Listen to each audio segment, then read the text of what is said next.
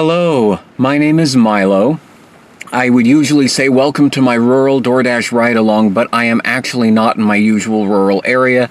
I am going to try out a different zone about 50 miles away. This is Corvallis, Oregon. It's a college town. I've never dashed here before. I'm concerned about parking and traffic, but I'm hoping I'll have more offers available. I did not make a trip out to Corvallis just to dash. I had to come up here for an errand anyway. Before I start, I'm going to point out a couple of things that I noticed are different. I am back to the on-time or early rate. It is not the new on-time rate anymore. And I now have a quality rate. And I'm assuming this is because I'm in a different zone where it's different. But also, shorter wait times with Platinum. Average offer wait is no longer 13 minutes, but 3 minutes. Well, I am Platinum, so that's nice. $4.95, 2 miles, Burgerville.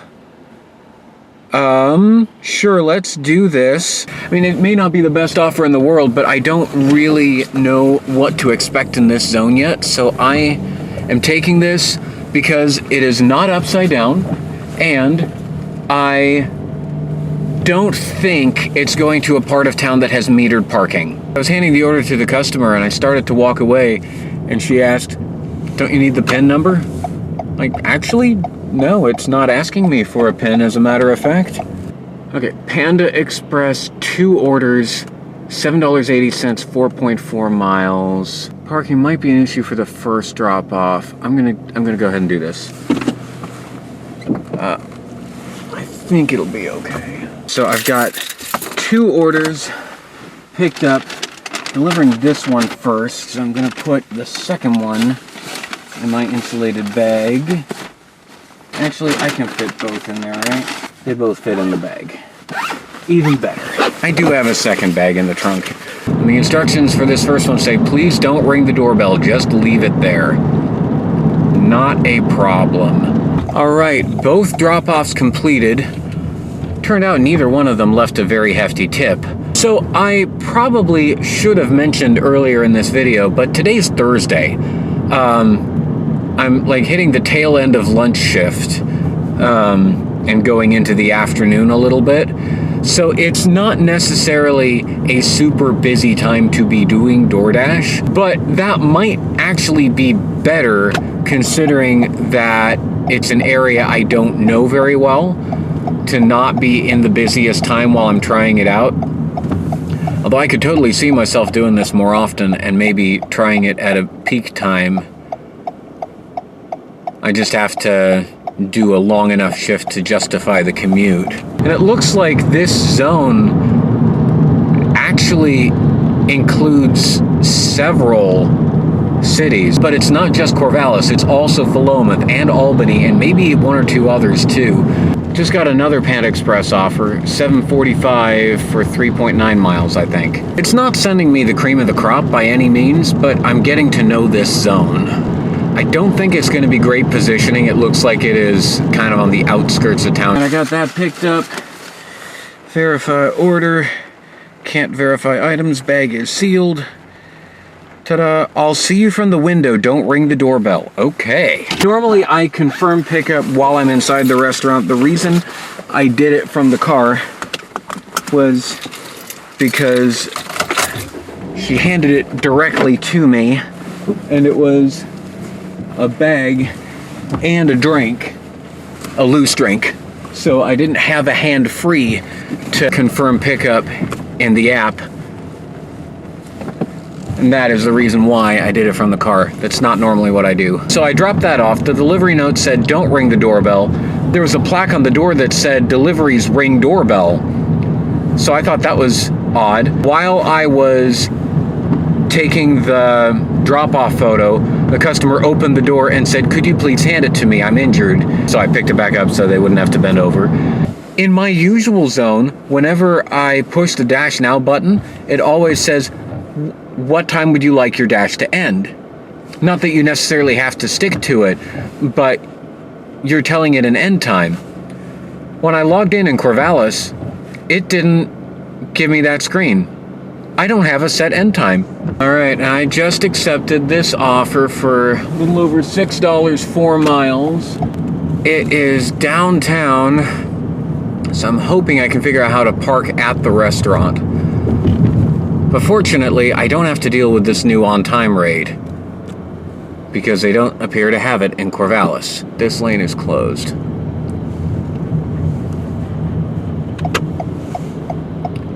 It's in the right lane because I was going to be turning right, but this lane is closed. Thank you for letting me in. Okay, it's going to be on the left. Okay, right here, parking is just a time limit. And it's on the next block. But is this a spot? That's a handicap spot. I can't park there anyway. Okay. Okay, it's just 3-hour parking. Awesome. And this particular spot is 30-minute parking, but that's fine. All right, I got that picked up. Very detailed delivery instructions. It looks like this is a building that other Dashers have had trouble finding. But it was really nice. I didn't have to pay the meter. I was talking to someone who occasionally does gig work in Corvallis who said, need to bring coins for the meters. And when I'm dashing in Newport, I only have one neighborhood where I have to deal with that, and I just use loading zones. I really don't want to be paying the meter. Like, if I can avoid paying the meter, that is fabulous. See, here's the thing about dashing in a zone that you're less familiar with. I don't know where the zone boundaries are. I had no idea that that order was going to take me out of the zone. Not by very much. Doesn't look like this shift is going to earn me as much money as I was hoping it would, being out here in a more populated area. But that's okay. This was a learning experience. I'll still probably do it again. Do I take this one? $3.95, 3.4 miles. I know it's not a good offer. I know I might get roasted in the comments for taking a bad offer, but I've picked up from Panda Express twice already today. It's a familiar territory to pick up from. I'm putting my foot in my mouth because I just realized this is not the same Panda Express. This is a different Panda Express that I'm going to. Just realized that the navigation is not taking me where I thought I needed to be going. So the app is telling me to go down a street that says restricted access. So I'm probably not supposed to be here. So, where the hell am I supposed to park? It must be inside that campus building. That was a very interesting pickup. So yes, it was inside the college commons area, and there was a line, and I went to the pickup area rather than the order area, because typically in a lot of restaurants you do that and they'll notice, oh, you skipped the ordering line, you must be here to do a pickup. That didn't work because it took them a while to acknowledge me, and then when she did, she tried to hand me the order for the person waiting in line who had ordered behind me. Like, nope, I'm here for DoorDash. And then she handed me the bag. And I'm like, there's supposed to be a drink with this. Now I'm going to the drop-off, and the customer notes say that it's really difficult to find my apartment. So this is gonna be a lot of fun. Damn right that apartment was hard to find. I drove around the complex parking lot for quite a while. So I have an offer at $6.45 for about 2 miles.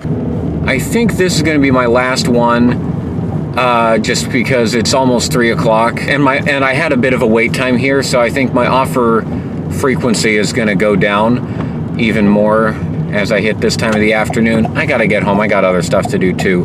What have I learned doing this? Well, I think that I probably could have been cherry picking at the beginning when it was busier, because this is the kind of market where I probably could have gotten away with that, and I might have had better offers if I did.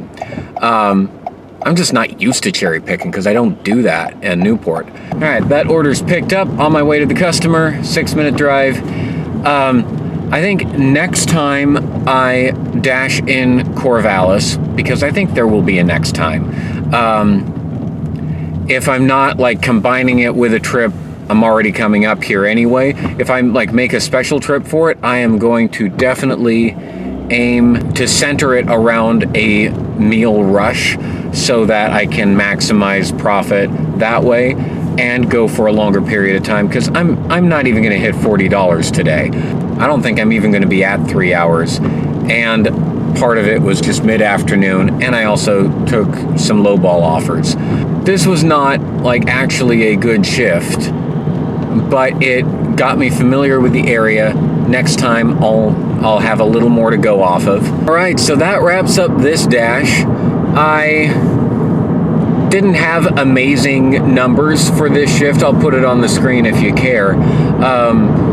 But this was more of a learning the new zone. I think it was successful for what I needed it to be. I did not reach my monthly target, but I still have a couple days left to do that. But the next time I see you is going to be in February. I am going to film every dash I do in February.